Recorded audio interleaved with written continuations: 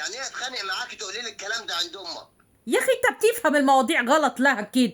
انا ببصيك على صلة الرحم، ايه الام، وبعدين بعرفك ان احنا لازم كلنا نتجمع عند امك.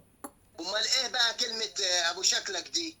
بقول لك حل مشاكلك، حل مشاكلك، انت محتاج تسليك ودان انت. انا بقى وداني سمعتك وانت بتقولي المركب اللي تودي. دي كانت مركب معمولة فيها ساعتين ثلاثة على النيل كده، وانا كنت هاخدك اعمل لك مفاجأة فيه، بس انت قطعت برزقك بقى وعكننت علي. ابوك يا خي.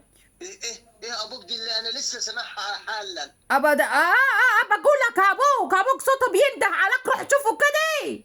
الله، هو الكلام طلع عادي، امال انا كنت مكبر المواضيع ليه؟ ابدا عشان انت حمار، ده ابوك يا اخي، جرفتوني.